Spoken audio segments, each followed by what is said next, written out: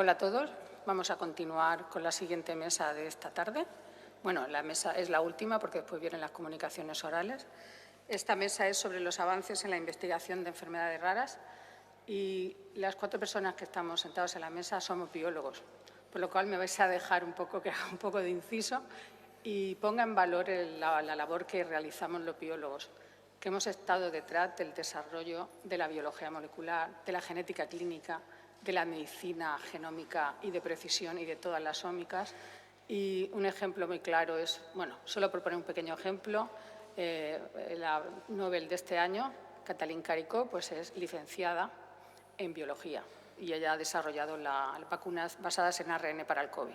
Pero hay muchos ejemplos más y aquí tengo a mi derecha, a mi izquierda, personas muy importantes que están realizando investigaciones y que son biólogos. Y luego me voy a presentar yo. Soy la directora del Centro de Bioquímica y Genética Clínica de la región de Murcia, porque bueno, pertenecemos al Servicio Murciano de Salud, pero estamos ubicados en el Hospital de la Risaca. Tenemos más de 48 años de trayectoria en el diagnóstico, la prevención y la investigación de las enfermedades raras y abordamos todos los tipos de análisis genéticos diagnósticos, tanto para las enfermedades cromosómicas como enfermedades metabólicas o de base molecular. Y el objetivo de todos los profesionales del centro y nuestro empeño y nuestra lucha es conseguir introducir las últimas tecnologías, ir ampliando nuestra cartera de servicios para que mejorar y avanzar en el diagnóstico de las enfermedades genéticas y raras y con ello facilitar la vida de los pacientes y de sus familiares y reducir lo que se conoce como la odisea diagnóstica. Eso es una lucha cuando es a nivel público porque conseguir, sobre todo, recursos humanos es bastante complicado. La verdad que la labor que realizamos yo creo que es un poco desconocida, al igual que la labor que se realiza en los centros de investigación.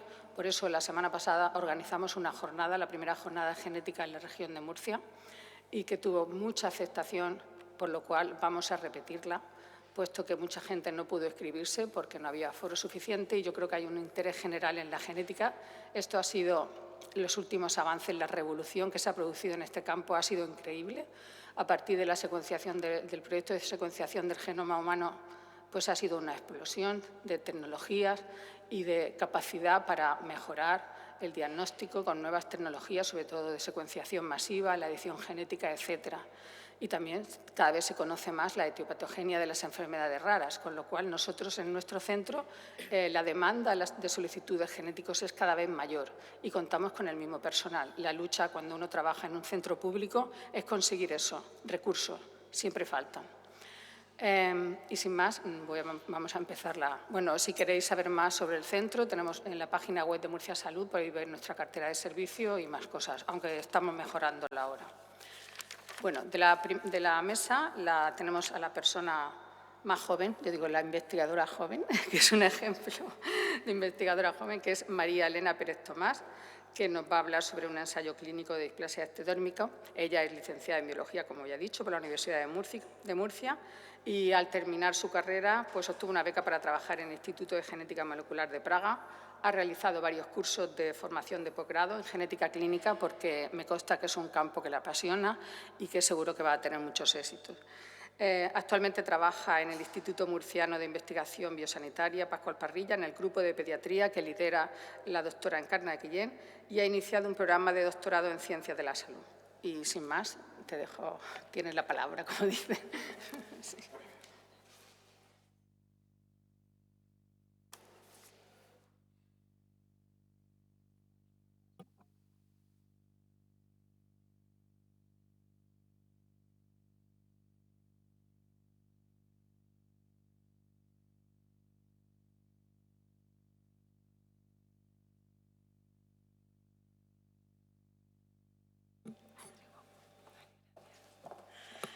Bueno, buenas tardes a todos. Tengo el honor de abrir la última mesa del día, que me consta que han sido bastante completitos, así que mi ponencia va a ser corta. Voy a hablar sobre el ensayo clínico prenatal para el tratamiento de niños afectados por displasia ectodérmica hipohidrótica ligada al X, que estamos llevando a cabo dentro de nuestro hospital. Bien, he hecho un breve índice para que os podáis hacer una idea sobre lo que vamos a hablar hoy. Haré una breve introducción para hablar sobre la enfermedad en sí, las características que tienen los pacientes que la sufren, y después hablaré sobre el ensayo clínico de LIFE, que es el que estamos llevando a cabo, a quién va dirigido, los objetivos del mismo y el protocolo, el desarrollo en sí del ensayo. Bien, la displasia ectodérmica hipodrótica ligada al X es una enfermedad rara, genética, que impacta sobre la vida de las personas que la sufren. Se estima que alrededor del mundo nacen unos 500 niños cada año con esta afectación. ¿Cuáles serían los principales síntomas que podemos destacar de esta enfermedad? Principalmente es la nula o mínima capacidad de sudoración que presentan estos pacientes. Esto les lleva a una pobre regulación de la hipertermia, acompañado de las neumonías recurrentes que presentan, hace que en los primeros años de vida tengan que visitar de forma muy continuada el hospital. Por lo que se aumenta, hay un riesgo en el aumento de la mortalidad. Además de ello, característicamente se afecta a las piezas dentales que aparecen con pocas, nulas, o las que aparecen son de forma puntiaguda. También tienen ojos secos y la mayoría ha perdido el cabello, tiene un cabello ralo, fino y pobre. Podemos decir, por tanto, que esta enfermedad es una enfermedad grave e incapacitante que va a afectar a los pacientes durante toda su vida y que hasta el momento no tiene cura. Brevemente, ¿qué tipo de herencia? Displasia ectodérmica hipodrótica ligada al X, pues ligada al X. ¿Esto qué quiere decir? Que el cuadro clínico de esta enfermedad se va a expresar completamente en varones, dados que tienen solo una dosis del cromosoma X, mientras que las mujeres serán principalmente portadoras y presentarán un fenotipo más heterogéneo y menos grave. ¿Por qué se produce la displasia ectodérmica hipodrótica ligada al X? Vale, en un proceso fisiológico normal tenemos la ectodisplasina. No. Tenemos la ectodisplasina, bueno, que está aquí, que se va a unir a su receptor EDAR, que es una proteína, digamos, que juega un papel muy importante durante el desarrollo embrionario. ¿Por qué? Porque va a promover el desarrollo normal de las estructuras derivadas del ectodermo. ¿Cuáles son estas? Pues, por ejemplo, pelo, dientes, etc. ¿Qué ocurre en la displasia ectodérmica hipodrótica?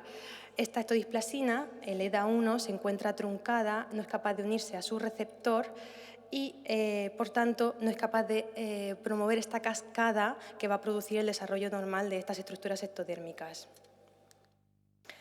Como he comentado antes, esto se va a traducir en características principales que van a tener los pacientes. Van a ser pobre o nula capacidad de sudoración, poco número o ninguno de piezas dentales y una hipotricosis. Finalmente, la intolerancia al calor va a provocar una hipertermia y convulsiones febriles que pueden ocasionarles un daño cerebral, infecciones respiratorias recurrentes porque faltan las glándulas de las mucosas bronquiales. Tendrán problemas de alimentación porque cuando son muy niños todavía no es posible realizarles cirugías dentales para una implantación de mandíbula, entonces tienen que llevar como prótesis que son movibles y si ya es difícil poder alimentar a un niño que no tiene ninguna enfermedad, pues estos tienen este hándicap también. Además, tienen una calidad de vida deficiente por las graves limitaciones físicas. Si añadimos que vives en un ambiente como, por ejemplo, Murcia, que hace un calor prácticamente todo el año, esto se agrava mucho más. También hay que tener en cuenta que estas características se mantienen a lo largo de toda la vida y que, por tanto, a la hora de la incorporación laboral también se deben de buscar trabajos que estén adaptados a este tipo de personas. Antes de hablar del ensayo clínico de LIFE, tengo que hablar de los antecedentes que nos han traído hasta aquí. ¿Por qué ¿Por qué estamos llevando a cabo este ensayo? Bien, se han visto en ensayos previos hasta aquí tenemos claro que la estodisplasina es una proteína que juega un papel vital dentro del desarrollo embrionario para obtener unos derivados de las estructuras ectodérmicas normales. Bien, también hemos visto que esta estodisplasina está truncada o faltante dentro de, los pacientes que tienen la displasia ectodérmica. Se ha propuesto el uso de ER004 como una molécula que está en estudio que sirve para sustituir la estodisplasina A y que es capaz de unirse a su receptor EDAR y, por tanto, generar esta cascada que nos puede producir estas estructuras ectodérmicas. Vale, estos resultados se obtuvieron tras el ensayo en 2 madres gestantes en Alemania. Ambas eran madres de un niño afecto ya de displasia ectodérmica hipohidrótica. Por lo tanto, ambas decidieron voluntariamente participar en este ensayo previo. Una de ellas tenía un embarazo gemelar y la otra tenía un embarazo único. Aquí, lo que se consiguió tras este ensayo previo fue restaurar el desarrollo de la glándula sudoríparas, es decir, se recuperaba la capacidad de sudoración, cosa que no tienen los pacientes que sufren esta enfermedad. Se incrementó el número de yemas dentales y se mejoró la salivación. No se obtuvo en sí un cambio sustancial dentro de lo que es el cabello. En estas gráficas podéis ver a la izquierda, que es donde se mide la densidad del poro. Aquí podemos dividir pacientes que tienen displasia ectodérmica hipohidrótica frente a controles sanos. A la izquierda, con el signo menos, son aquellos que no han sido tratados y a la derecha aquellos que sí. Como fueron un embarazo gemelar y una gestación única, tenemos 3 pacientes. Cada triangulito marca un paciente. Abajo podéis ver que la densidad del poro se mide a través de un microscopio confocal en la planta del pie. Tenemos el pie derecho y el pie izquierdo, right, left. Veis que tras el tratamiento prenatal, la densidad, el número de poros de glándulas sudoríparas que se encontraban en las plantas del pie era prácticamente similar de los pacientes que sufren esta enfermedad respecto a los controles sanos. En relación a la capacidad de sudoración a los 6 meses, esta se midió en los antebrazos y de nuevo vemos que estos pacientes sudan prácticamente igual que los controles sanos y que además esta capacidad de sudoración que se había recuperado se mantenía a lo largo del tiempo. Aquí vemos a vuestra izquierda, podéis ver los gemelos tratados con su hermano mayor. No sé si lo apreciáis bien por la distancia, pero en apariencia el fenotipo sí que los niños tienen como la misma carencia de pelo. Sin embargo, el desarrollo mandibular se observa mayor en los gemelos y el hermano mayor incluso nació con 3 piezas dentales y muy picudas, muy puntiagudas. Los gemelos consiguieron nacer con 8 piezas dentales cada uno. Es decir, no restituyes la cantidad normal de piezas dentales, pero sí que consigues aumentar el número. Aquí abajo a la derecha podéis ver a la madre con uno de los gemelos en la que se está haciendo una medición del sudor por estimulación con pilocarpina. Los 2 disquitos que podéis ver aquí arriba son la comparación de la cantidad de sudor respecto a un paciente tratado con un control sano. La medición del sudor se mide desde el centro de este disco hasta donde llega el final del líquido azul. Veis que es prácticamente el mismo, incluso yo diría que hasta un poquito más en el afecto.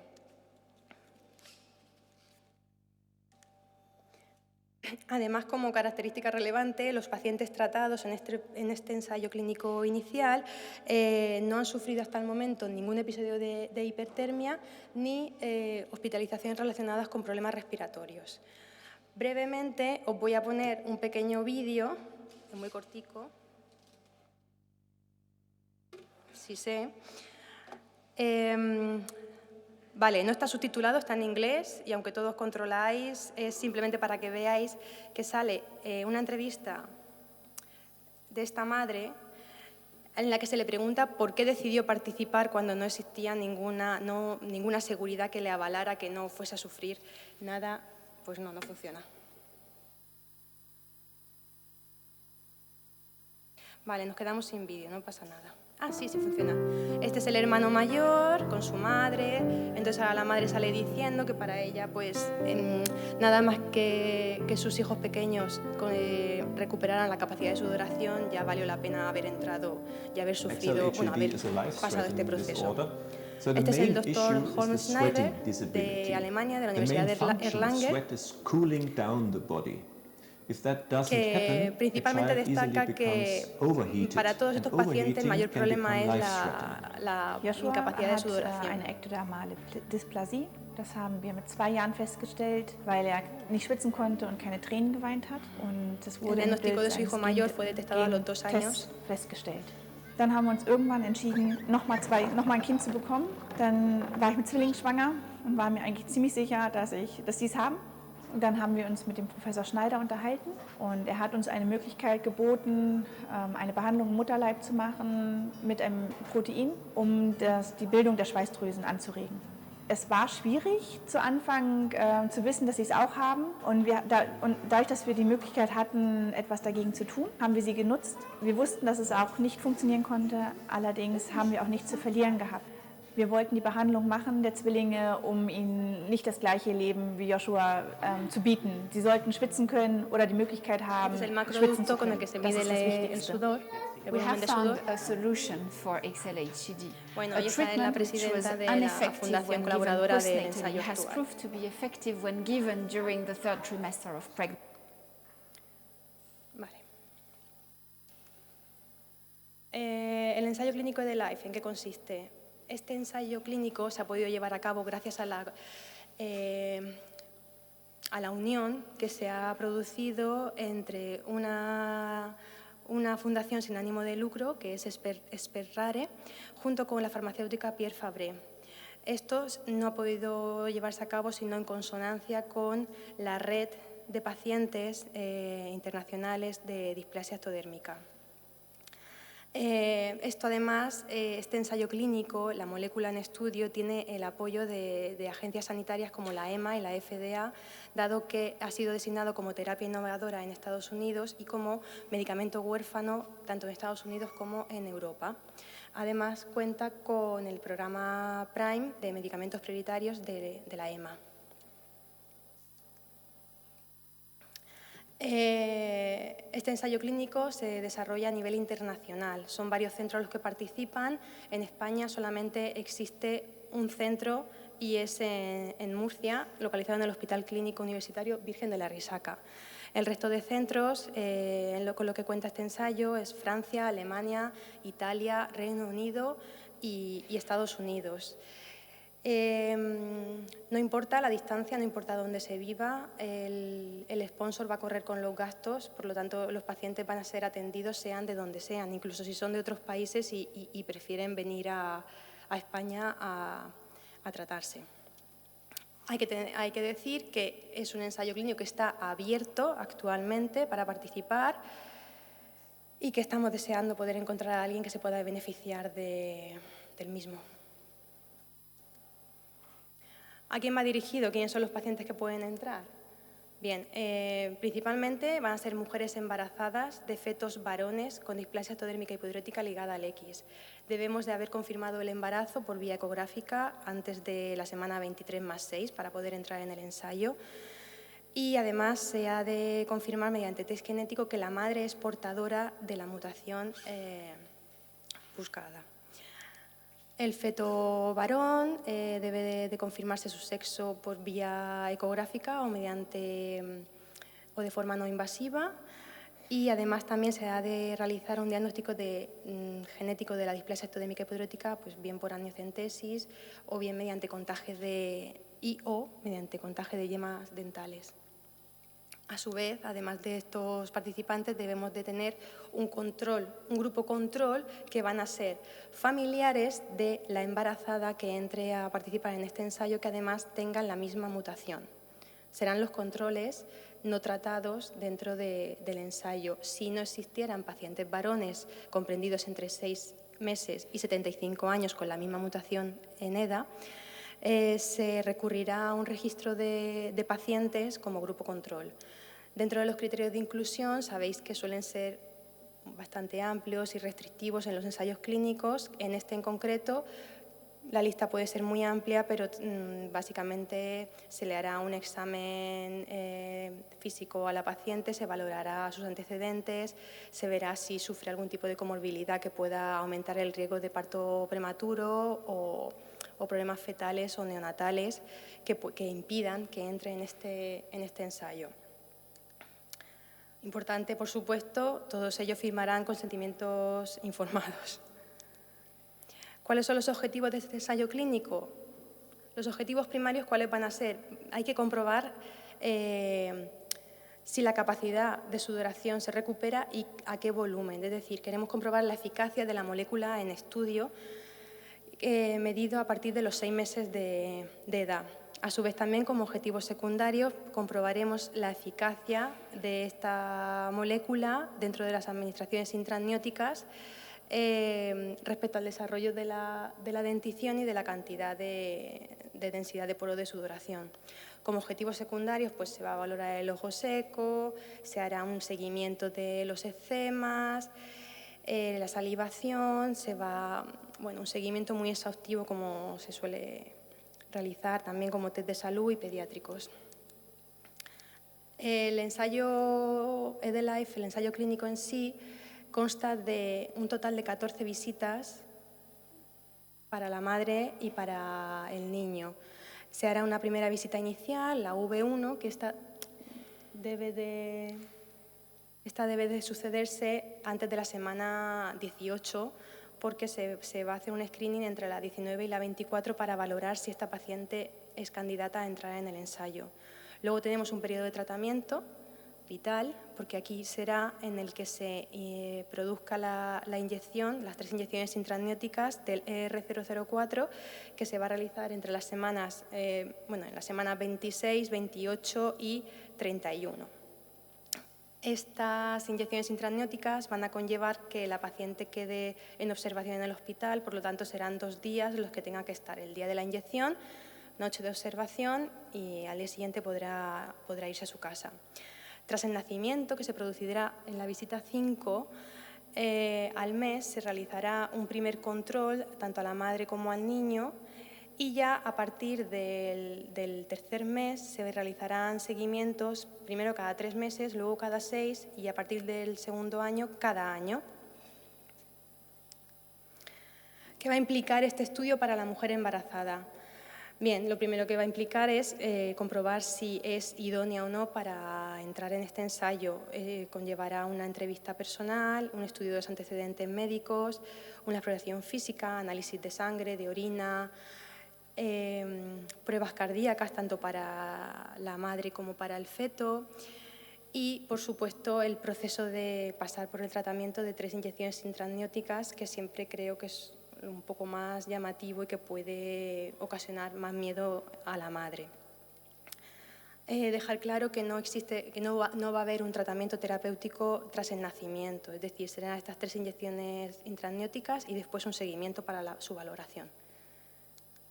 En las visitas de seguimiento, que se producirán a partir del nacimiento, desde la visita 5 hasta la visita 14, cuando el niño cumpla 5 años de edad, aquí se hará un seguimiento más exhaustivo del niño para comprobar las glándulas del mellomo, su evaluación de crecimiento, las pruebas cardíacas, que no tengan ningún tipo de afectación, pues la capacidad de sudoración, el número de piezas dentales, la evaluación cutánea, lo que hemos comentado antes. Esto siempre se va a comparar con los pacientes no tratados, familiares, que tengan la misma mutación. Características principales que nos podemos quedar de de este ensayo clínico? Bien, es un ensayo clínico internacional con un solo centro en España. De esto hay que remarcar que es un trabajo continuo, tanto de investigadores como de pacientes, porque sin el esfuerzo de todos ellos no se podría conseguir este tipo de ensayos clínicos. Hay que estar siempre trabajando, hay que estar siempre en la vanguardia y es complicado. Es el primer ensayo clínico prenatal realizado en España. Es un estudio en fase 2 que va a determinar la seguridad, eficacia y dosificación óptima del ER004. Va a conllevar, como he dicho en reiteradas veces, 3 inyecciones intraamnióticas durante la semana 25, 28 y 31 de gestación. No va a haber intervención terapéutica tras el nacimiento. Se va a realizar un seguimiento de la madre durante el primer mes y del niño hasta los 5 años. En él participa un equipo multidisciplinar con grandes profesionales. Tener en cuenta que en este ensayo se implican pediatras, se implican enfermeras, se implican dermatólogos, cardiólogos, un grupo vastísimo de profesionales que sin ellos tampoco se podría llevar a cabo y que hay que valorar. No va a conllevar costes económicos para la familia y, lo más importante, hay que informar a familiares u otras personas portadoras que pudieran estar interesadas en participar. Hay que crear una red para que esta información llegue a todos ellos y que tengan la oportunidad de al menos poder participar. Este es el contacto y la información. Si leéis el QR, a lo mejor no porque está muy lejos, pero el QR os va a llevar a la página de información de este ensayo. Tenéis los correos donde podéis contactar con nosotras para cualquier tipo de información. La página web del estudio, que está en diferentes idiomas, donde podéis comprobar, pues, no sé, el estado en el que se encuentra el ensayo, el tipo de tratamiento, las fases, etcétera. No me queda más que daros las gracias a todos por vuestro tiempo, por vuestra atención y que disfrutéis de las charlas de mis compañeros, que son unos máquinas.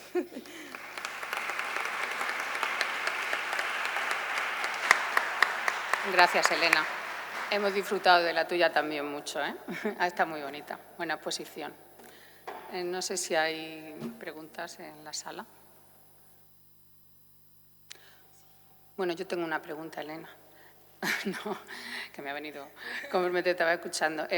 Como ya sabemos, los ensayos clínicos en enfermedades raras, conseguir los pacientes también es lo complicado. Sí.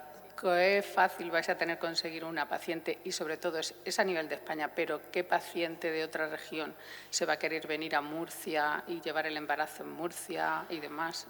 ¿Cómo lo veis? ¿Qué creéis que vais a reclutar pacientes? A ver, respecto al tipo de reclutamiento de pacientes, hemos tenido ya un screening de hasta 4 pacientes que han querido participar. Lo que ocurre es que 2 de ellas era un embarazo de niña y en este ensayo solamente pueden entrar mujeres embarazadas de fetos a varones afectos. Las niñas serían portadoras, pero se considera portadora sana porque no sufre la enfermedad del mismo modo que el varón.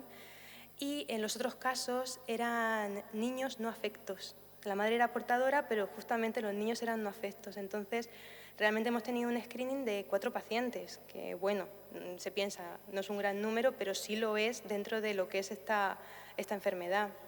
Por otro lado, no conlleva ningún hándicap para las pacientes que vivan en La Coruña. Incluso yo hablé con una chica que vivía en Tenerife. Entonces, para ellas lo importante y lo vital es que existe una oportunidad. Entonces, esa oportunidad se la estamos dando, no importa la distancia.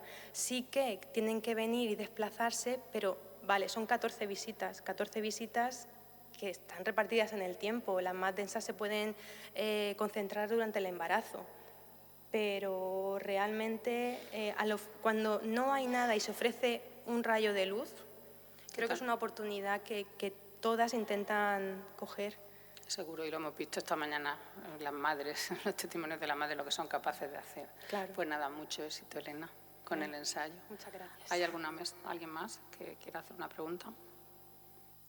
Bueno, pues como no vamos muy bien de tiempo, vamos a pasar a la siguiente ponente, que es también, como hemos dicho, es licenciado y doctor en biología, es el doctor Victoriano Mulero Méndez, catedrático de Biología Celular de la Universidad de Murcia e investigador principal del grupo de CIBERER de Inmunidad, Inflamación y Cáncer de la UMO y del IMIP de Pascual Parrilla. Tiene una amplia trayectoria investigadora con muchísimas publicaciones, 28 tesis dirigidas. Ha hecho varias estancias en el Reino Unido y más de 30 años de experiencia en inmunología de peces, por lo cual su grupo es de reconocido prestigio a nivel nacional e internacional en este campo. Y durante los últimos 15 años, su laboratorio ha desarrollado un modelo de pez cebra para la identificación de nuevos biomarcadores de pronóstico y dianas terapéuticas para enfermedades inflamatorias crónicas, sanguíneas y raras. Y también comparte proyectos pioneros en España con María Luisa Cayuela, que es también miembro del CIBERER y líder del grupo de telomerasa, cáncer y envejecimiento del IMIP, donde han hecho varios proyectos juntos de disqueratosis congénita, el síndrome KBG, el síndrome Haber-Berdel, etc. Ambros son los impulsores de la plataforma de investigación CEBER para el reposicionamiento personalizado de enfermedades raras utilizando el pez cebra y con financiación de la Consejería de Salud. Y sin nada más.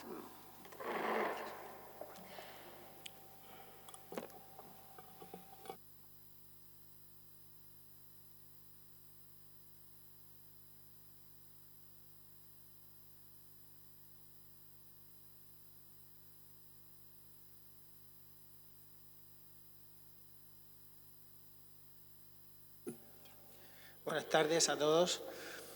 Muchas gracias, Isabel, por la presentación y también a DEGENES y a los organizadores por invitarme a poder compartir con vosotros el trabajo que estamos haciendo en la Universidad de Murcia, IMIP y CIBERER. La parte de introducción me la voy a saltar, lleváis todo el día escuchando sobre enfermedades raras, pero sí quiero destacar, porque voy a incidir ahora en ello, la odisea diagnóstica de los pacientes y el tratamiento inadecuado o la inexistencia de tratamiento. Para poder modelar cualquier enfermedad humana, en este caso enfermedades genéticas, necesitamos modelos animales. Hay diferentes modelos animales que se trabajan en investigación. El más conocido de todos es el ratón, que es un mamífero como nosotros. Pero luego podemos ir hacia la izquierda a organismos cada vez más sencillos, hasta llegar incluso a levaduras o bacterias que son organismos unicelulares. Bueno, pues nosotros trabajamos con el pez cebra porque, siendo un vertebrado, como los humanos, digamos que está en una posición intermedia con otros modelos animales y eso le confiere una serie de ventajas. En primer lugar, los problemas éticos son menores. Y, en segundo lugar, algo que es muy importante, como vamos a ver ahora, nos permite hacer escrutinios a gran escala, que eso es imposible con otro vertebrado. Dentro de sus ventajas tenemos pues, su pequeño tamaño y fácil mantenimiento, la posibilidad de edición genética para modelar esas enfermedades raras y algo que es fundamental para nosotros es que tenemos gran cantidad de animales para estudiar. Esto es mínimo un orden de magnitud mayor que en mamíferos. Además, el desarrollo de los animales es extrauterino, lo que es muy fácil manejarlos en el laboratorio, y además son transparentes, de manera que podemos visualizar cualquier proceso biológico a tiempo real. De manera que aquí vemos cómo se combinan esas ventajas que decía de ser un vertebrado, pero a la misma vez mostrar muchas cualidades que solo presentan los invertebrados para utilizarlos como modelos animales. Bueno, evidentemente para cualquiera de estos modelos es esencial poder manipularlo genéticamente y esto ya se ha democratizado con la tecnología CRISPR. Y otra de las grandes ventajas que comentaré levemente es el escrutinio a gran escala, ¿vale? Claro, la pregunta que siempre se hace uno, bueno, pues el pez se parece bastante poco a nosotros. El ratón se parece un poco más. Es mamífero al menos, pero el pez sí que decimos, esto no se parece en nada. Bueno, cuando nos adentramos en el genoma, pues vemos que un 70% de genes están conservados y cuando hablamos de genes que causan enfermedades humanas nos vamos a más del 80%.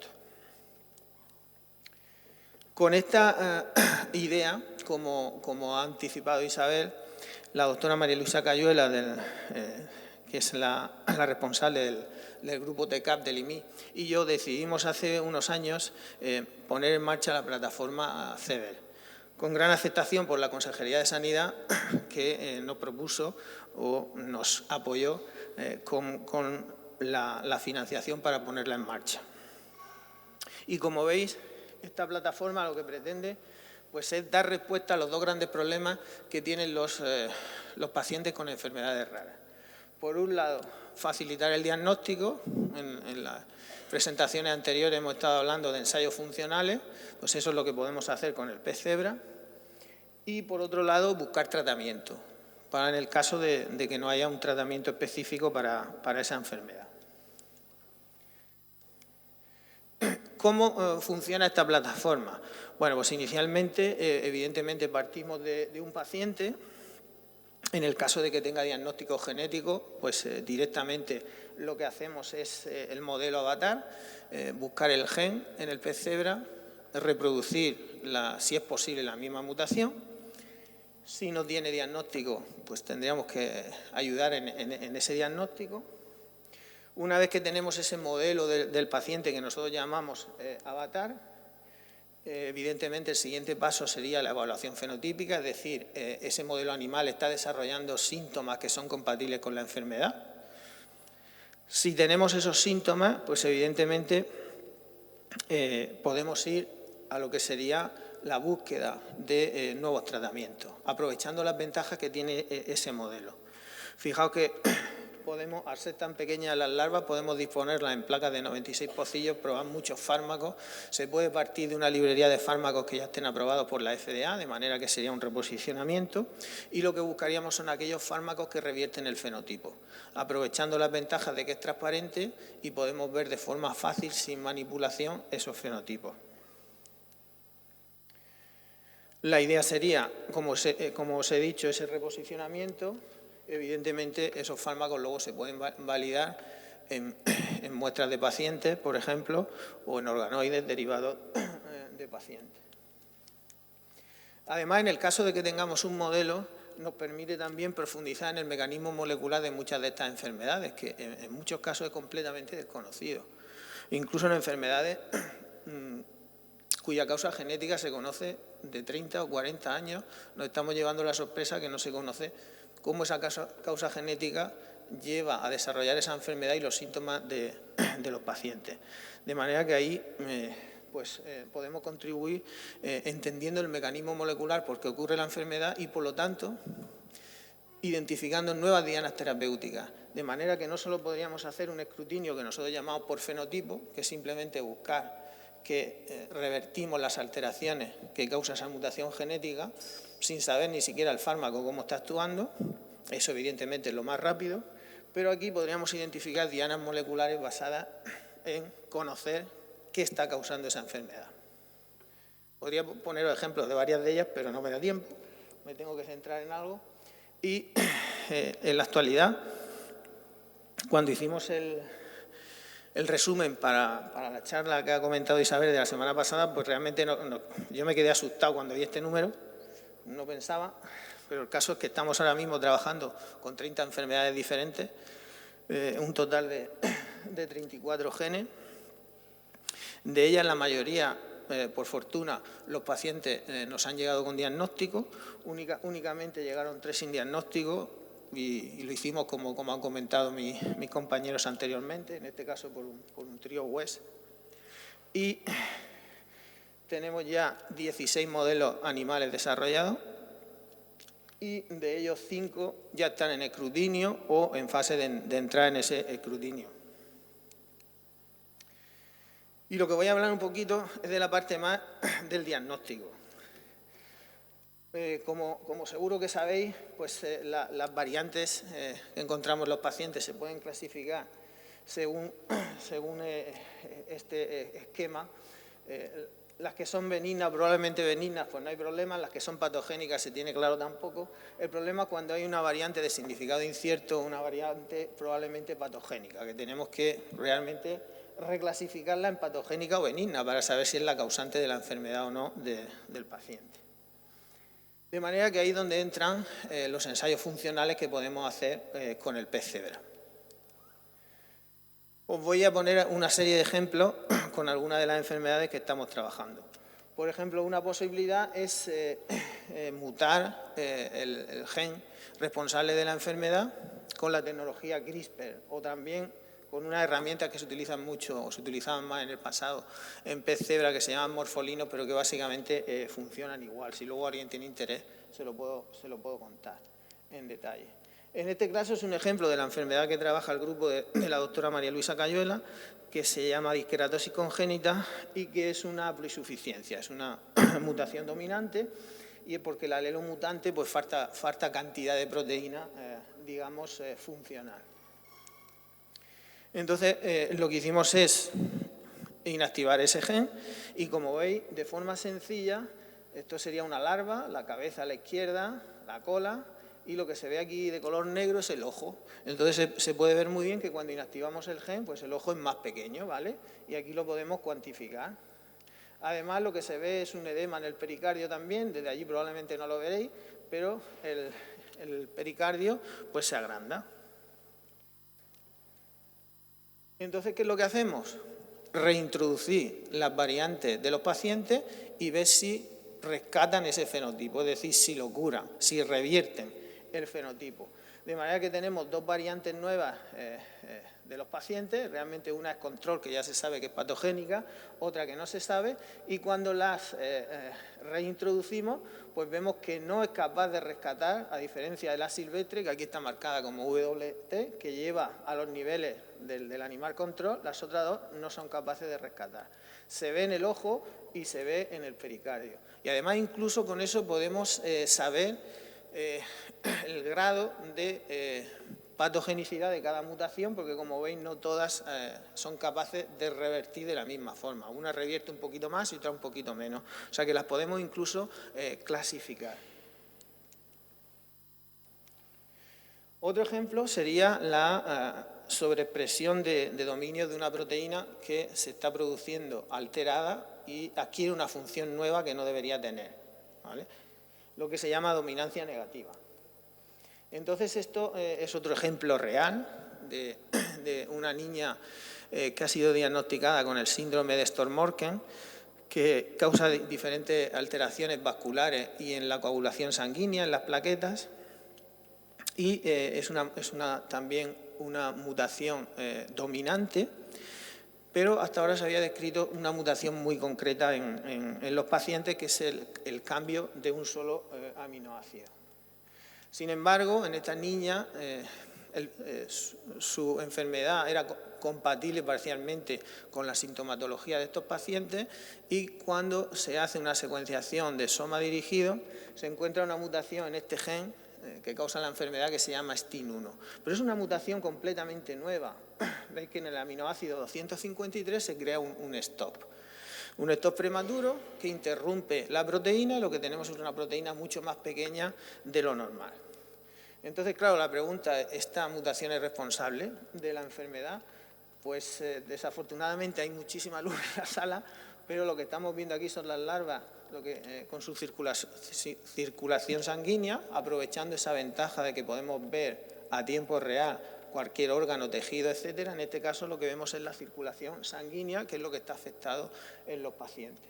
Entonces reintroducimos las variantes que ya se conoce que es patogénica, reintroducimos la nueva variante que queremos saber si es patogénica o no, y vemos la alteración, desde luego no la podéis ver desde ahí, y lo cuantificamos y como veis el rojo sería alteraciones. Entonces más o menos tiene el mismo nivel de patogenicidad que la mutación que ya está descrita, de manera que podríamos confirmar que es una mutación patogénica y responsable de la enfermedad que sufre la niña.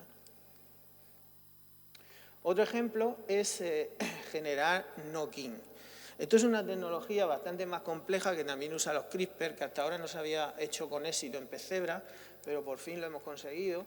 Y en este caso lo que hemos trabajado con la Asociación de Pacientes de Síndrome KBG y uno de los pacientes tiene una mutación muy concreta, que es un cambio de un aminoácido, y entonces lo que quisimos fue realmente saber si podíamos modelar específicamente esa mutación. Porque lo que hicimos fue seleccionar el gen. Si quitamos el gen responsable de la enfermedad, sí que tiene alteraciones. Esta sería una larva silvestre, esta es la que le falta el gen.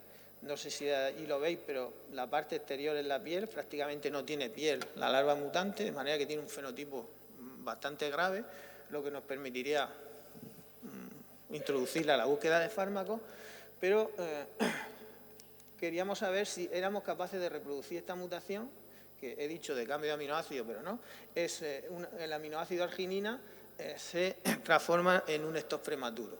De manera que este tipo de enfermedades, ahora hay una terapia que se llama de supresión, que permite tratarlas específicamente. Entonces, por eso queríamos generar esta mutación específica. Entonces, esto se hace por recombinación homóloga, que es sustituir el gen endógeno del pez cebra por el gen con la mutación que tiene el paciente.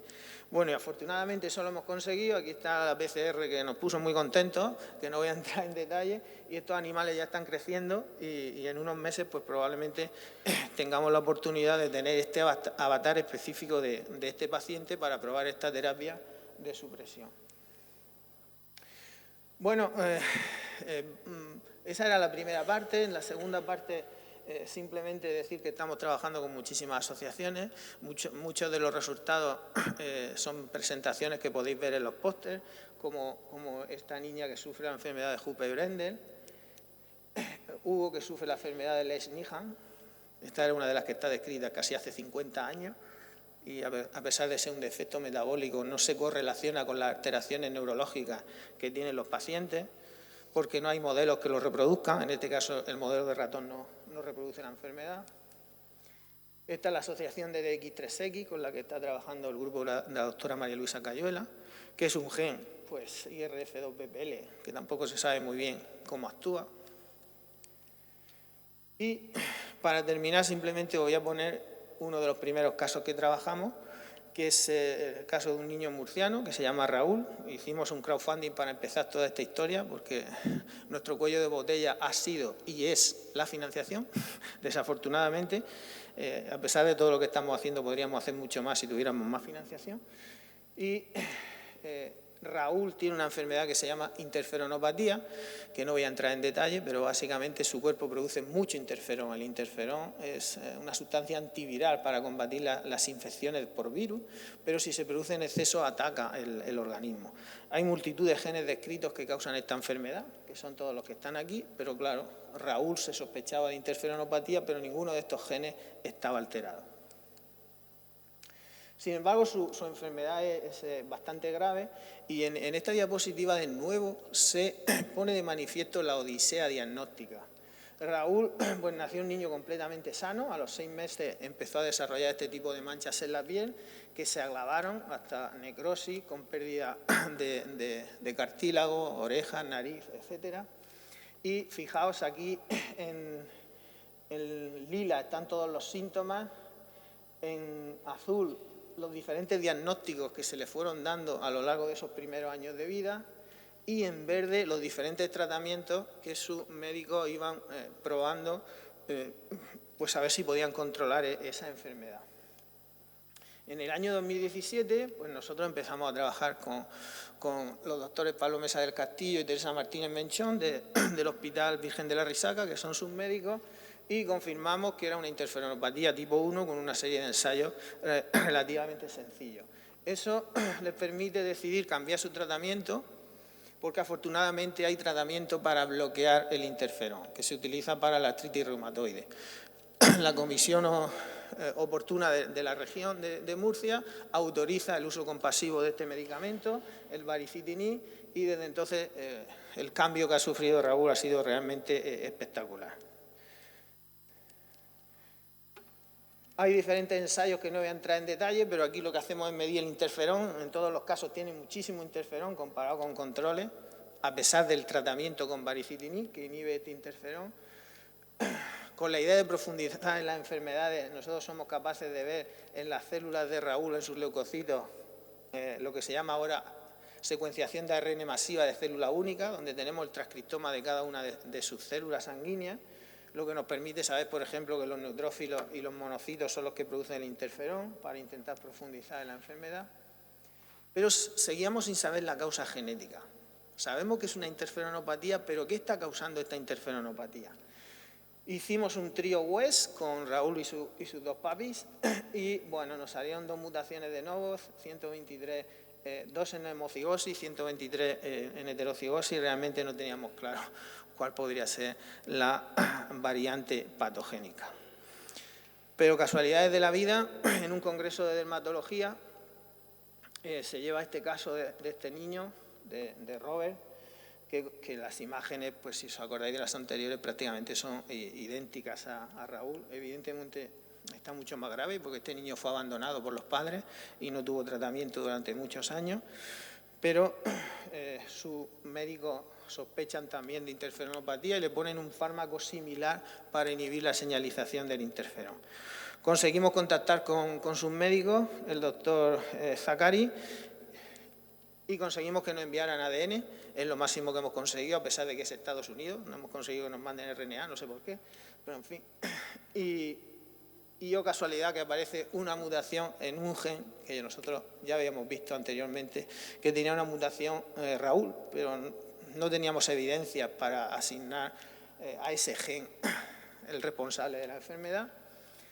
Modelamos las proteínas con la ayuda del profesor Álvaro Sánchez Ferrer y parece que hay tanto una mutación como otra, que es un cambio de aminoácido, supone una alteración drástica en la estructura de la proteína y entonces pasamos a los estudios funcionales con esas variantes en el gen NCOR2, que entonces nunca habíamos leído nada de él.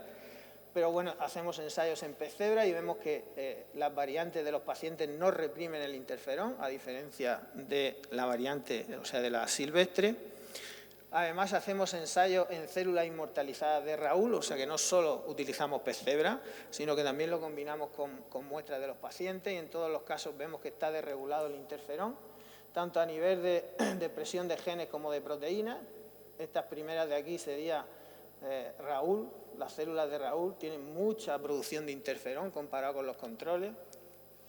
Además, podemos aplicar el fármaco baricitinib y ver que inhibe la producción de interferón, de manera que podemos confirmar pues, que el fármaco está actuando, digamos, bloqueando la señalización del interferón que está provocando la enfermedad. Y bueno, con eso ahora estamos haciendo los ensayos funcionales más moleculares para entender cómo ese gen reprime el interferón. Es un represor, un freno para la producción de interferón y ya prácticamente lo tenemos caracterizado. De manera que eso a lo mejor nos permite pues, desarrollar fármacos dirigidos específicamente contra esa diana terapéutica. Y para terminar, simplemente agradecer a todos los patrocinadores que están financiando la investigación y daros las gracias por vuestra atención.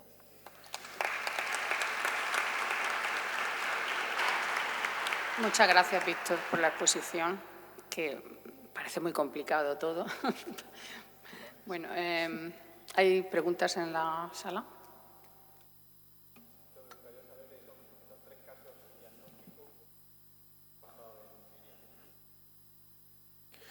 Sí, los casos sin diagnóstico, uno de ellos es el de Raúl. Entonces nosotros lo que hacemos es bien secuenciación del exoma completo.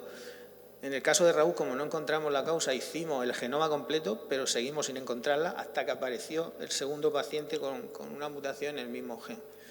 Y en los otros casos que han llegado sin diagnóstico, igual.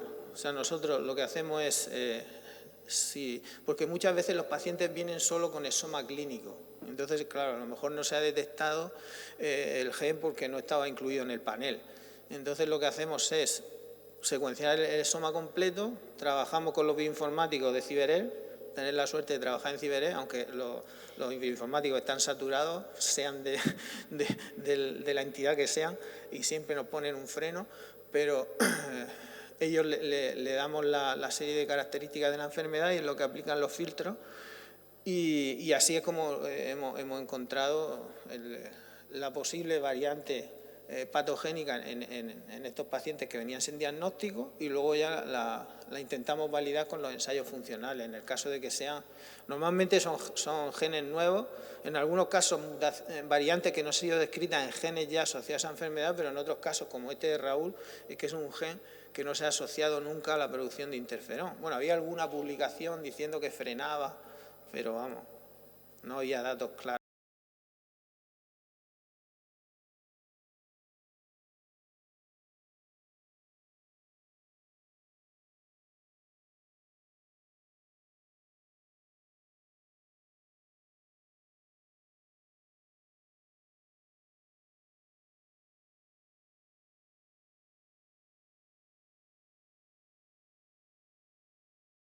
Que se sepa, ahora mismo ella es la única paciente actual y pedían eso. Y yo les contacté y se pusieron muy contentos y empezamos a trabajar. En el caso de síndrome KBG, cuando formaron la asociación, también los vi en redes sociales y contacté yo. Y ya dejé de contactar y bueno. Ella contacta contigo. Claro, entonces cuando estos casos salieron en la prensa, pues ya los pacientes o las asociaciones de pacientes pues empezaron a escribirnos. Con lo que ya no hemos visto desbordados. Pero todavía no le hemos dicho que no a ninguna enfermedad que hayamos visto que nosotros podemos modelar, ¿vale? Por eso ahora tenemos ese desbordamiento. Afortunadamente somos un grupo muy grande, tenemos recursos de otros proyectos, pero sí es verdad que en nuestro laboratorio, que yo nunca había trabajado en enfermedades raras, María Luisa sí, pero el 70%, 80% del trabajo lo hemos derivado en enfermedades raras con recursos que vienen de otros proyectos de investigación. Porque nosotros estamos convencidos de que toda la tecnología que hemos desarrollado estos años la podemos aplicar de forma relativamente rápida a los pacientes. Entonces, nuestra única intención es ayudar. O sea, nosotros, a nivel de investigación pura y dura, a mí no me interesa esta heterogeneidad. Lógicamente, porque tenemos que estar estudiando de todo. Cada enfermedad es un mundo, cada gen es un mundo. Pero bueno, lo estamos haciendo porque tenemos un equipo fantástico de profesionales que me acompañan. Yo solo, evidentemente, no podría hacer nada. Entonces, bueno, aquí están muchos de ellos que tienen sus comunicaciones.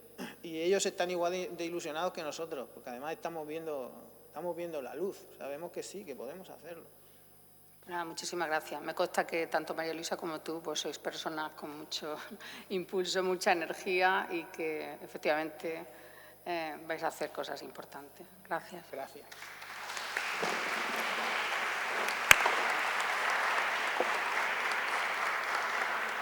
Bueno, el último ponente de hoy, pues para nosotros es, personalmente para mí también, es un honor porque soy muy seguidora de Luis Montoliu. Es licenciado y doctor en Biología por la Universidad de Barcelona, actualmente investigador del Consejo Superior de Investigaciones Científicas, vicedirector del Centro Nacional de Biotecnología, investigador y miembro del Comité de Dirección del Centro de Investigación Biomédica en Reus, o sea, del CIBERER. Ha sido profesor honorario en la Universidad Autónoma de Madrid y actualmente es de la Universidad Complutense. Bueno, su laboratorio investiga desde temas básicos hasta temas muy complejos. Ha realizado aportaciones tecnológicas relevantes, también, bueno, no solo en la transgénesis animal, sino ha sido pionero en la introducción, uso y diseminación de la tecnología CRISPR de edición genética en nuestro país. Tiene un currículum muy extenso, con más de 140 artículos científicos.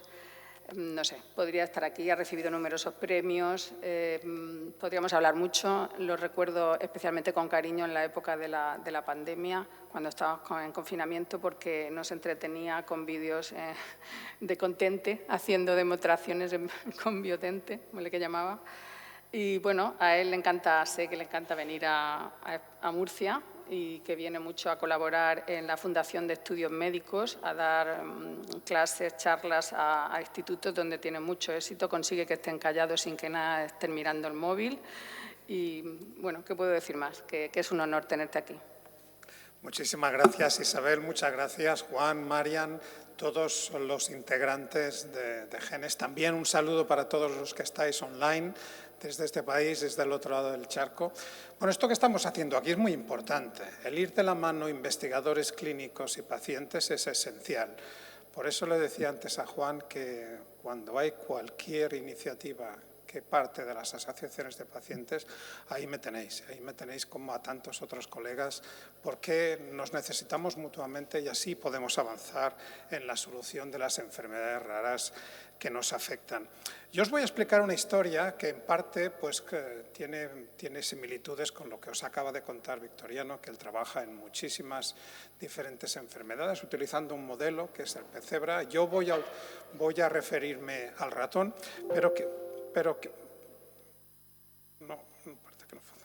pero quiero empezar con esta diapositiva, que igual os parece un poco añeja o incluso vintage.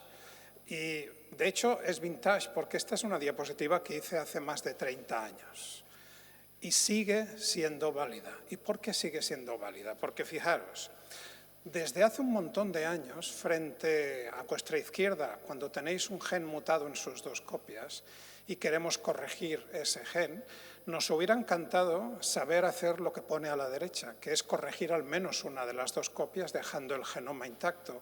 Esto nos costó mucho descubrir. Esto es lo que se refería Victoriano con recombinación homóloga, que yo voy a referirme a ello como una corrección dirigida.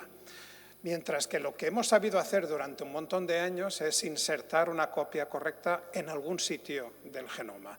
Bueno, esto nos ha dado pues, resultados, hay bastantes terapias génicas que han funcionado bien, pero obviamente siempre teniendo en mente que los que nos gustaría hacer es lo de la derecha. ¿Por qué no hemos podido aplicarlo de forma habitual en clínica? Pues porque en mamíferos, cuando dos secuencias se parecen y las queremos utilizar para hacer esta corrección dirigida, esto ocurre con una eficiencia paupérrima, 1 de cada 1.000.000 de veces. Con esto no vamos a ningún sitio. Esto no podemos ir a la clínica, esto lo entiende todo el mundo.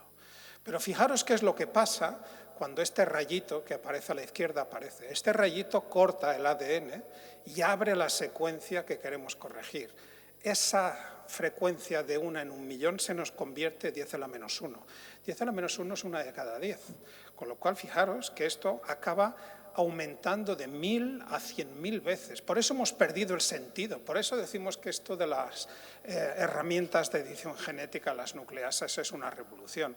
Por eso estamos todos tan absolutamente revolucionados en todos los laboratorios. Yo suelo decir que hay dos tipos de laboratorios en biología. Los que ya están usando CRISPR y los que van a usar CRISPR. Porque CRISPR es una herramienta transversal que, fijaros, la está usando Victoriano para muchas otras aplicaciones. Yo os voy a contar otras tantas. En definitiva, estas herramientas cortan el ADN y es producto del trabajo de un montón de gente. Y como sé que hay muchas personas jóvenes aquí en la audiencia y quizá también escuchándonos, también es bueno recordar que esto empieza en España. Y esto empieza no muy lejos de aquí, empieza aquí en Elche, empieza en la Universidad de Alicante, con Francis Mojica, que hace 30 años, en el año 1993, empieza a descubrir unas secuencias que no tiene idea muy bien para qué sirven y que 10 años más tarde, en 2003, descubre que son parte de un sistema de defensa que usan las bacterias y las arqueas, otros microorganismos, para defenderse pues, de los virus que las acechan. Luego una serie de investigadores siguen detrás, en particular las dos investigadoras que están en el centro, Emmanuelle Charpentier y Jennifer Doudna, que reciben el Premio Nobel de Química en 2020 por convertir esa herramienta de defensa de Francis en una herramienta de edición genómica. Estas 12 personas, yo tengo la querencia de ahora incorporar una 13ª, que para mí es otra persona que ha revolucionado el campo. Dentro de la revolución ha creado una segunda revolución, es David Liu.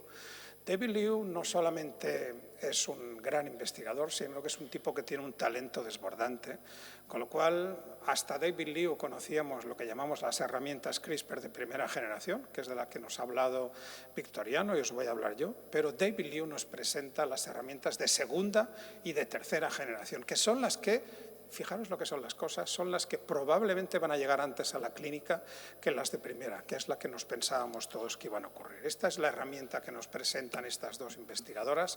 Esta mancha amarilla es una nucleasa que corta el ADN, los triangulitos, y lo corta no al azar, sino donde pone la molécula esta de color azul, que es una ARN, ¿no? Una ARN que marca y que es compatible con nuestro gen favorito y lo que provoca es este corte. Claro, al cortar, la célula tiene que reparar este corte y lo puede corregir de dos maneras. A la izquierda, pues mal y pronto, añadiendo y quitando letras al azar. Acordaros que hay 4 letras en el ADN, A, T, G, C. La A siempre va con la T, la G con la C, con lo cual si metemos y quitamos letras y hay alguna A que queda delante de alguna T, se pega como un efecto cremallera y entonces solucionamos el problema. Pero, ¿qué pasa?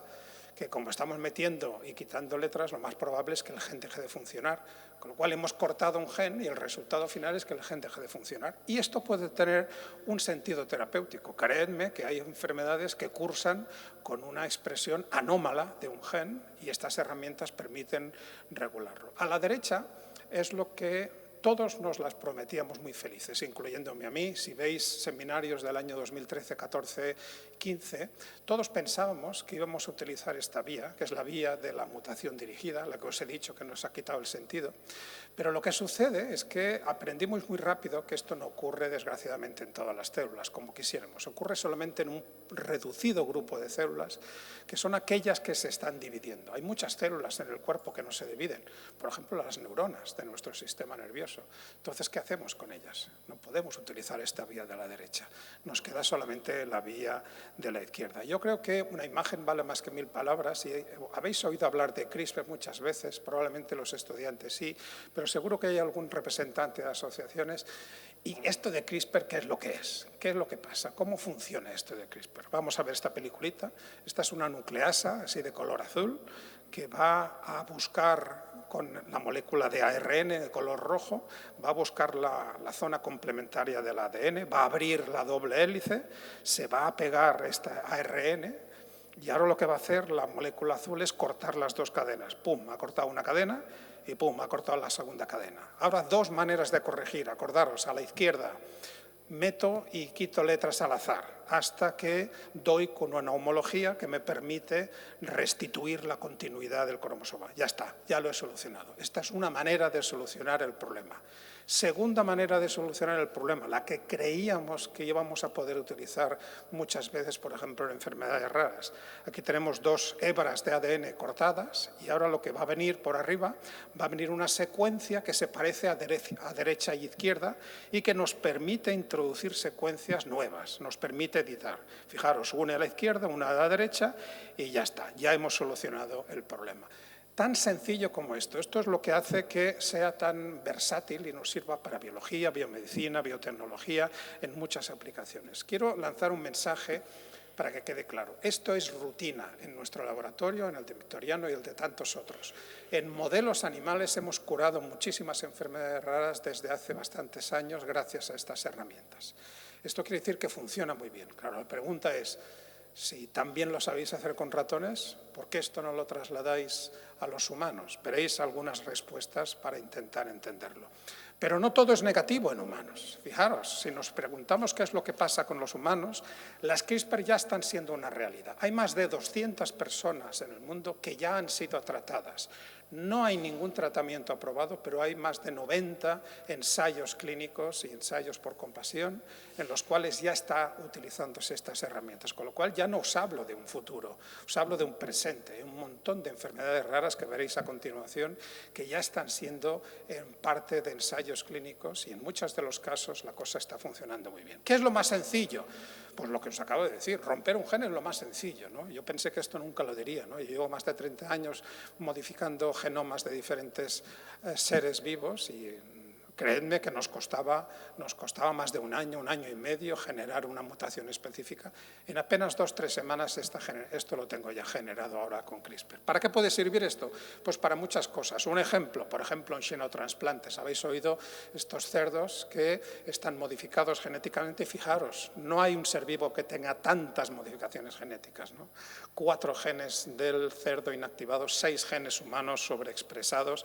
¿Cómo modificamos tantas cosas tantas veces en el mismo animal? Pues con la ayuda de estas herramientas CRISPR, y esto ha empezado a dar sus logros, ¿no?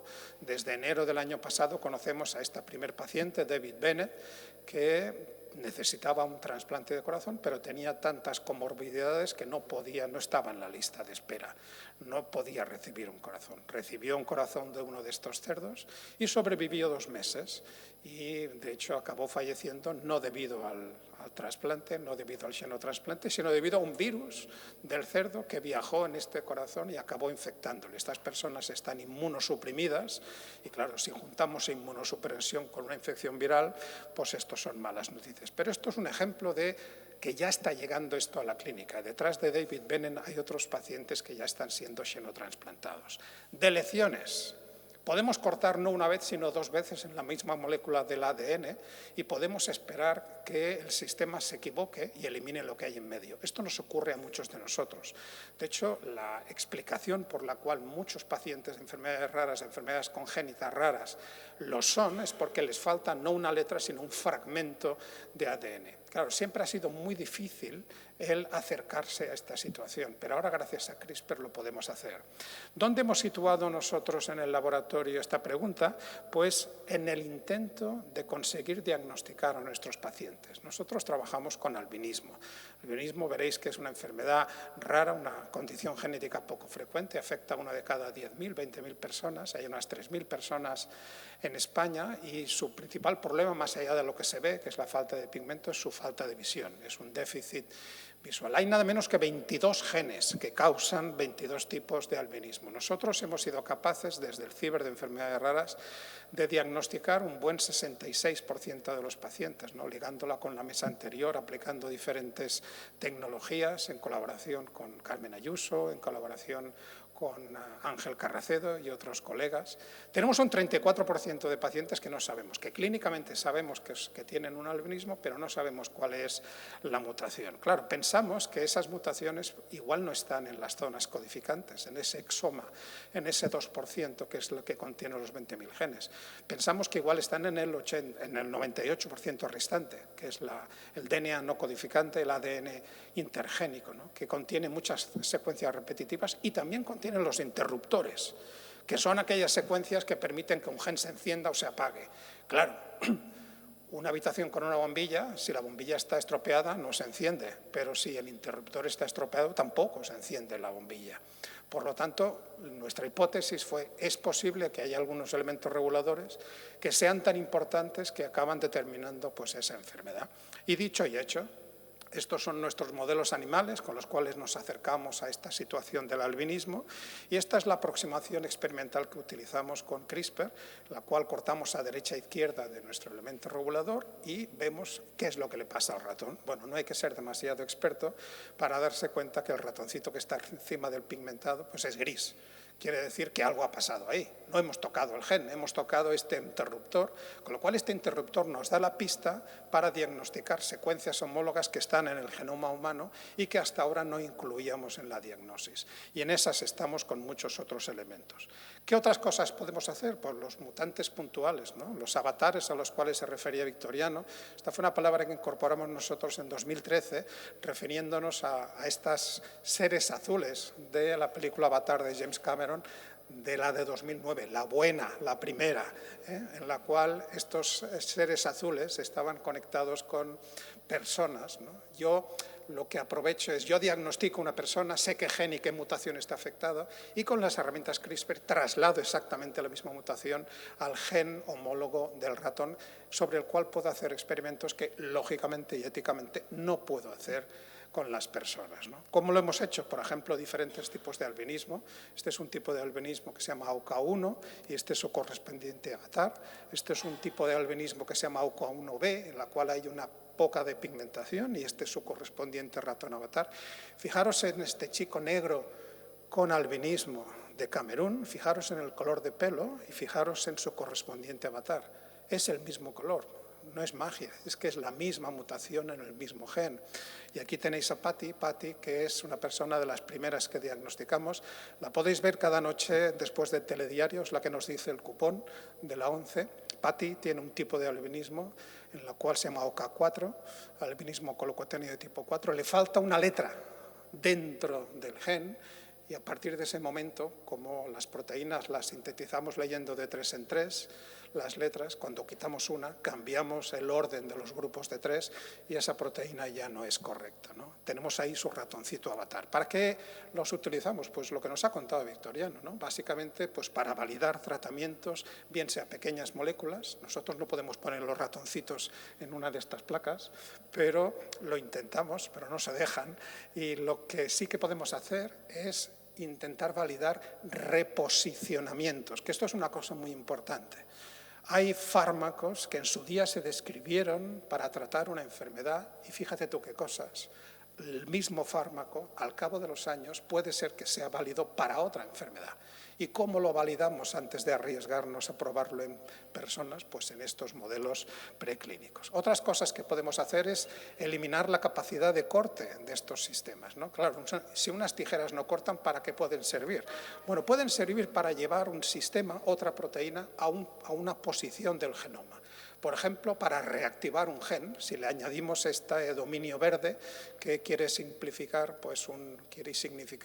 un dominio proteico que reactiva un gen que estaba dormido, pero que necesitamos que esté funcionando para curar la enfermedad. O al revés, si lo conectamos con un dominio represor, lo que hacemos es silenciar un gen que evidentemente estaba funcionando y no le tocaba funcionar. Hemos tenido problemas y esto lo hemos tenido que aprender desde el principio. Claro, las secuencias se parecen todas. Estamos utilizando apenas 4 letras y a veces cuando utilizamos esa pequeña molécula de ARN para dirigir el corte a un gen, podemos acabar cortando un gen parecido, ¿no? Esto, pues que al principio parecía un gran problema, ahora cada vez es menos problema. Cada vez hay programas informáticos que nos seleccionan estas moléculas de ARN de forma manera y tenemos nucleasas más específicas. Lo que sigue siendo un problema es el mosaicismo en el resultado, porque os he dicho que a la derecha, que es la mutación por corrección dirigida, que es la que nos gustaría, esta no ocurre casi nunca. En cambio ocurre a la izquierda. Y en la izquierda os he dicho que se corrige mal y pronto. Esto quiere decir que cada molécula de ADN se corrige de una manera distinta. Algunas veces la corrección es exitosa y tenemos éxito, ¿no? Este es un ratoncito albino que tiene una mutación en un gen que hace que no tenga pigmentación, corregido con CRISPR. Yo esperaba que este ratoncito fuera uniformemente pigmentado. No lo es mosaico. ¿Por qué? Porque solamente ha logrado corregir algunas de sus células. Yo he pinchado estos elementos CRISPR en un embrión de una célula, el embrión se ha dividido 2, 4, 8, 16, 32, 64 y en cada una de estas células resultantes puede haber ocurrido un cambio distinto y solamente aquellos cambios que sean correctos son los que acabaré viendo yo. Esto no es un problema con los ratones porque a mí ese ratón mosaico pues lo pongo a cruzar y en la siguiente generación ya me sale un ratoncito uniformemente pigmentado, que es lo que yo quiero hacer. Pero pensadlo un segundo, ¿cómo lo hago esto en la clínica? Trato a un paciente y le digo, a usted no sé lo que le va a pasar, pero igual alguno de sus hijos va a nacer con el gen corregido. Esto no funciona así. El paciente nos va a decir, usted, olvídese de mis hijos, el que tiene que curar es a mí. Este es el talón de Aquiles de las herramientas de primera generación y esto nos causó un jarro de agua fría durante bastantes años, ¿no? Claro, en los ratones, en los peces, todos los animales que estamos haciendo con CRISPR son mosaicos, tienen multitud de mutaciones, pero bueno, a pesar de que aparezcan con una frecuencia muy baja, a veces del 1 o el 2%, seleccionamos lo que nos interesa, descartamos lo que nos interesa, de nuevo no lo podemos hacer esto con pacientes y después con un cruce o 2 cruces llegamos a tener el ratoncito que nos interesa. Por eso os decía que todo esto está ocurriendo en ratones y en peces cebra, ya es una realidad. Ahora, ¿cómo lo trasladamos esto a las personas? Pues parece ser que con las herramientas de primera generación no vamos a llegar muy lejos, porque tenemos estos problemas. ¿Cuáles son las soluciones? Pues las soluciones vienen de la mano de este señor que piensa de una forma distinta al resto de mortales. David Liu lo que hace... Nosotros, por ejemplo, los biólogos que estamos en esta mesa y los que estáis por ahí, o investigadores, aprovechamos proteínas que ha inventado la naturaleza, que están en bacterias, que están en hongos, que están en plantas, que están en animales, y las utilizamos en terapia. David Liu no funciona así. David Liu se le ocurre una actividad y le da igual que la evolución la haya inventado o no. Si no la ha inventado, la inventa él. Y se queda tan ancho. Entonces, él inventó los editores de bases. Estas son las herramientas CRISPR de segunda generación. Y fijaros, lo que unió fue una nicasa, que es una nucleasa que corta una, no las dos cadenas, con una deaminasa. ¿Y qué será esto de la deaminasa? Pues algo tan sencillo que permite cambiar una C por una T. Hay otro sabor que cambia una A por una G y hay un tercer sabor que cambia una C por una G. Fijaros, esto es llevar esta deaminasa, aprovechando esta Cas9 que se coloca en un sitio determinado del genoma, llevarla donde nosotros queremos. Esto es tan sencillo como un típex molecular. Borramos la letra que no queremos y ponemos la letra que queremos. Tan sencillo como esto. Y esto está funcionando. Tenemos ejemplos en ratones de tirosinemia hereditaria de tipo 1, todo enfermedades raras, fenilcetonuria, en los cuales se ha corregido ya la fenilcetonuria de estos ratoncitos, retinosis pigmentaria, otra de las enfermedades raras causadas por muchos otros genes, o incluso enfermedades ultra raras, como la progeria, que afecta a menos de una de cada 1 millón de personas. Este envejecimiento acelerado, este modelo de ratón, fijaros que aquí lo que pasa con el gen de la lamina A, en que solamente cambiar la C por la T en una posición determinada es suficiente para que ese ratón, en lugar de envejecer rápidamente, viva como el resto de los ratoncitos. E incluso inmunodeficiencias que recientemente también han sido tratadas con este sistema de los editores de base. Los editores de base sirven incluso para simular lo que ya ocurre en la naturaleza. Hay una enfermedad rara relativamente común y grave, que es la anemia falciforme, 350.000 pacientes al año, 300.000 de ellos solamente en África, con una expectativa de vida a los 5 años de la mitad, con lo cual es una enfermedad grave que exige transfusiones continuas, grandes dolores, etcétera. Pues David Liu se le ocurrió utilizar los editores de base no para corregir el aminoácido mutado, sino para cambiarlo a un aminoácido que existe en la población. Hay personas que tienen una variante de la beta-globina, que es la que está afectada, que no es exactamente la de referencia, pero que funciona más o menos bien. No funciona al 100%, pero funciona más o menos bien. Y con los editores de base se puede hacer. Los editores de base también sirven para cortar genes. ¿Cómo cortamos un gen con un editor de bases? Pues cambiamos un codón, este grupo de 3 letras, por ejemplo, la C de C a G, que codifica para el aminoácido glutámico. La C, si la cambiamos por una T, se convierte en un codón de stop. Se para la producción de la proteína y entonces ese gen deja de funcionar. Fijaros qué sencillo para utilizar estas herramientas de segunda generación. Tanto lo de la anemia falciforme como este caso, que es un caso para reducir el colesterol circulante, eliminando un represor de un receptor. Si eliminamos el represor, el receptor aumenta, retira más colesterol de la sangre y baja el colesterol de la sangre, lo cual es beneficioso. Y esto ya está en ensayos clínicos. David Liu no tiene bastante con la segunda generación, sino que se inventa una tercera generación, ¿no? Que es la edición de calidad, y esta ya requiere un poquito más de nota, ¿no? Esta ya es realmente una idea magistral. Une esta nicasa a una transcriptasa reversa. Esto es un poco más complicado. Él lo que hace es estirar la molécula de ARN de tal manera que en un extremo une el gen que nosotros queremos modificar y en el otro extremo es complementario a la molécula complementaria del ADN, con lo cual esto coincide con la actividad transcriptasa reversa, que quizás recordaréis que lo que hace es sintetizar ADN a partir de ARN, con lo cual podemos dictarle con la secuencia de ARN qué es lo que queremos que introduzca. Y esto es una idea fenomenal. ¿Cuál es la solución que aplica esta tercera generación de herramientas? Fijaros, a nivel de porcentaje de edición genética es similar, del mismo orden de magnitud, pero fijaros en el mosaicismo, que era el problema de la primera generación. Fijaros que pasa a ser indetectable. Por lo tanto, no solamente tenemos una herramienta poderosa, que es la segunda de generación, sino que tenemos esta tercera generación que todavía es previsible que sea más poderosa. ¿Y para qué puede servir esta tercera generación?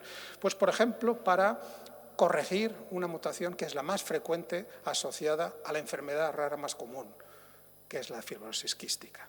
Tenemos una mutación en la cual faltan 3 letras que codifican un aminoácido, fenilalanina, y estas 3 letras las podemos restituir con esta edición de calidad. Esto ya se ha probado, no en ratones todavía, se ha probado en organoides, se ha probado en estas pelotitas de células derivadas de las células madre que simulan pues, diferentes órganos del cuerpo. Esto es un primer paso, luego se probará en animales y finalmente pues, en algún ensayo clínico. Tenemos casi una guía para aprovechar cualquiera de estas herramientas de cualquiera de estas generaciones para cualquier uso o aplicación que queramos. ¿Qué es lo que se ha hecho con terapia génica? ¿Qué es realmente lo que nos interesa? Bueno, primero deciros que pues, los científicos y las científicas no estamos exentos de tener malvados entre nuestras filas, ¿no?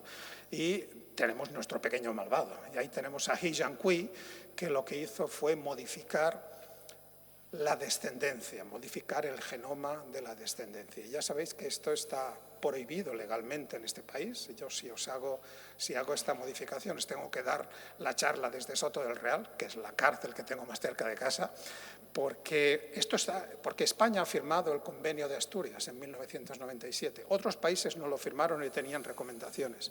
No es que China lo permitiera, simplemente no lo tenía legalizado. He Jiankui aprovechó esta rendija para hacer algo que no debería haber hecho. A mí, cuando hago experimentos con ratones, y estoy seguro que Victoriano con peces cebra, no siempre me salen las cosas bien. Aparecen animales que no funcionan o animales que mueren sin una causa aparente. Claro, esta incertidumbre yo la sé gestionar bien con ratones, pero me tengo que pensarlo muchas veces antes de trasladar esta incertidumbre a recién nacidos, a bebés, que son los que exigen la mayor protección. Él no se lo pensó dos veces y se equivocó.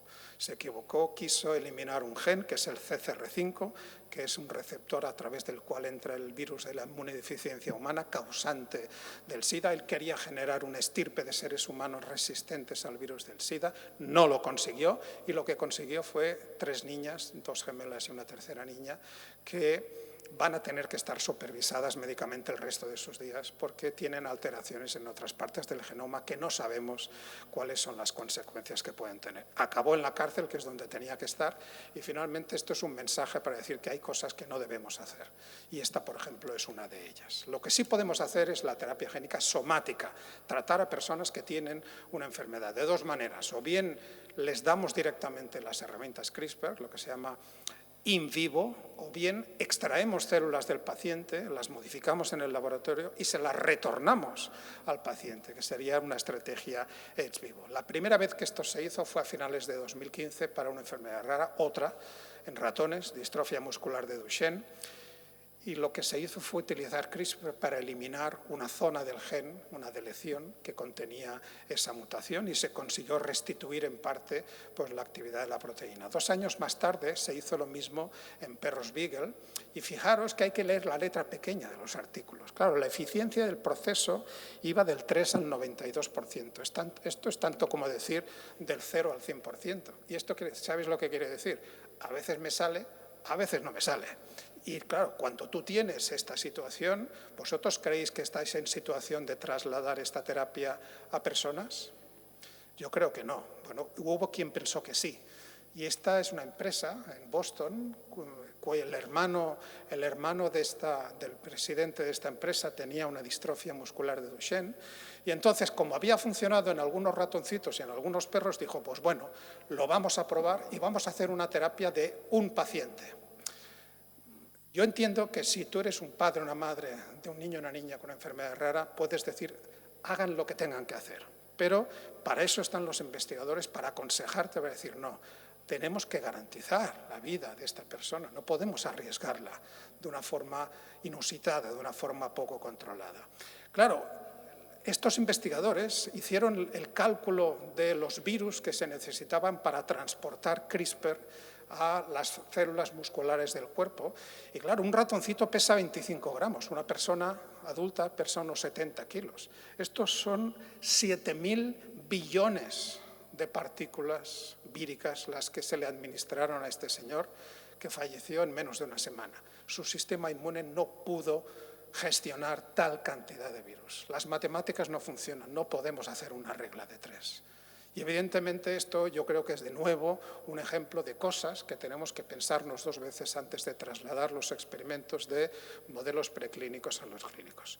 Ejemplos que sí han funcionado es, antes pensábamos que íbamos a corregir con CRISPR, íbamos a cortar cerca de la mutación y que íbamos a resolver esa mutación. Ya os he dicho que esta mutación dirigida no la sabemos hacer, no funciona. ¿Qué es lo que sabemos hacer? Si no sabemos corregir el gen mutado, lo que podemos hacer es eliminar el gen mutado. Esto lo hace muy bien CRISPR, ¿no? Lleva miles de millones de años en bacterias dirigiéndose contra el ADN de los virus. De hecho, hay más de 90 ensayos clínicos y fijaros la gran cantidad de enfermedades raras y de enfermedades de todo tipo que están siendo tratadas. Disculpa, Luis, te queda 2 minutos. Estoy acabando. Gracias.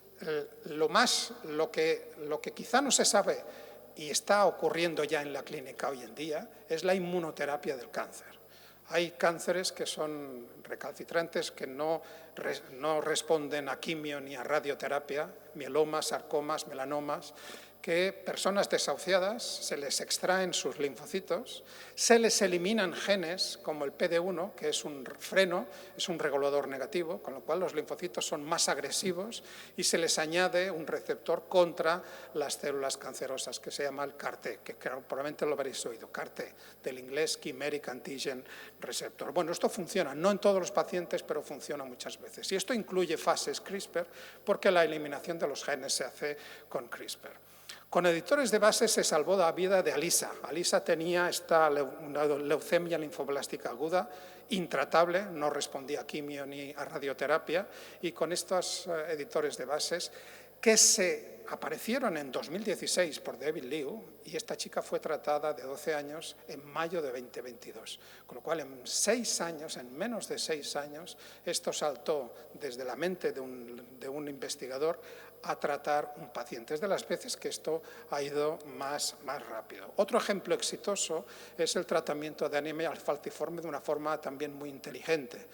Dado que la beta-globina del par alfa-beta de la hemoglobina es la que está mutada, ¿por qué no reactivamos un gen que es el que funciona cuando nos estamos desarrollando como feto? La gamma-globina. La gamma se apaga cuando nacemos. ¿Por qué se apaga?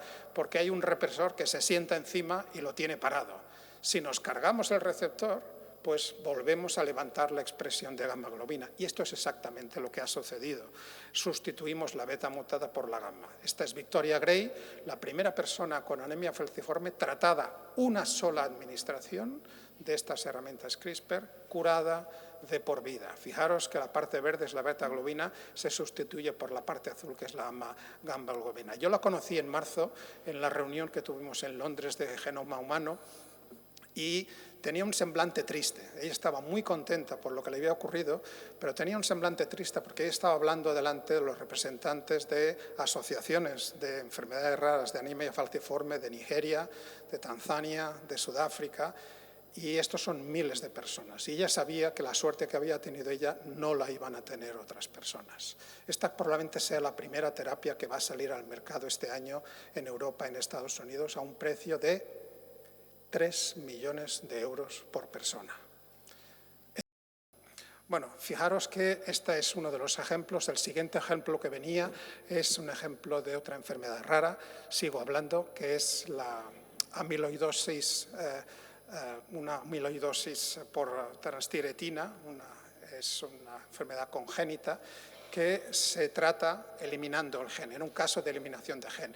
Y lo que os quería hablar, y quería finalizar con esto, os quería decir que ese tratamiento se ha hecho no con virus, como el resto de los ejemplos que os he puesto ahora, sino con estas bolitas de grasa que llamamos nanopartículas lipídicas, que todos deberíamos conocer muy bien porque las llevamos aquí en el hombro, ¿no? Todos los que hemos recibido alguna dosis de vacuna de Pfizer o alguna dosis de vacuna de Moderna, nos han dado unas bolitas de grasa que tenían el ARN mensajero del gen de la proteína S del coronavirus. Pues ahora os imagináis que esa bolita de grasa no tiene lo que es el elemento vacunal contra la COVID, sino que tiene los elementos de terapia CRISPR que sirven para tratar una enfermedad. Algo bueno tenía que tener la pandemia.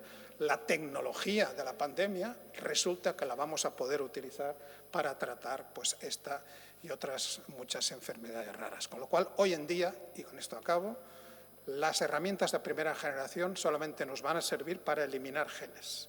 Las de segunda generación nos van a servir para corregir genes, y las de tercera generación nos van a servir para añadir grupos de letras o quitar grupos de letras. Y ahí estamos, y siguiendo. Y muchas gracias.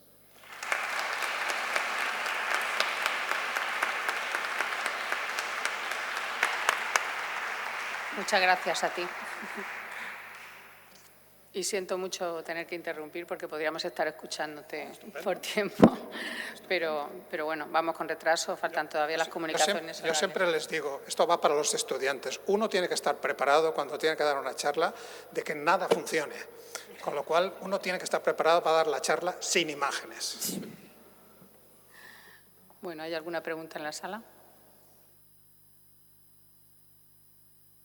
Bueno, yo solo la más fácil que te puedo hacer, que es la única que se me ocurre. Bueno, tengo muchas, pero vamos, la que es la típica. ¿Qué futuro tenemos en este sentido? ¿Cuándo crees que será? Estupendo. Es que fijaros que esta chica Lisa, británica, se ha tratado 6 años después. La herramienta de tercera generación aparecieron en 2019, llevamos 4 años con ellas. Es posible que en 2024 los primeros ensayos clínicos con la tercera generación lleguen al hospital, pero quiero que el mensaje que quiero transmitiros es que este es un campo que está cambiando cada semana, cada mes, y que hay que seguirlo muy de cerca, porque si nos hemos quedado con el mensaje de las herramientas de primera generación, estas han pasado ya a mejor vida a nivel clínico. A nivel clínico es posible que las que vayan a triunfar sean las de segunda y tercera. ¿Para qué nos sirven las herramientas de primera generación? Pues para hacer todos estos avatares que Victoriano y yo estamos haciendo, que las seguimos haciendo con estas herramientas. Pero para tratar a personas vamos a necesitar herramientas más específicas y más precisas, que son las de segunda y tercera generación. Esta es la esperanza que os dejo de mensaje. Esperanza basada en ensayos clínicos reales y en personas tratadas y que ya han sido curadas, con lo cual esto ya nos da una cierta esperanza. Pues nada, muchísimas gracias. Se me ha olvidado también antes comentar que has escrito varios libros y que recomiendo el último, porque mi hijo tiene una enfermedad rara. Y nada, muchas gracias por la charla. Gracias, Isabel.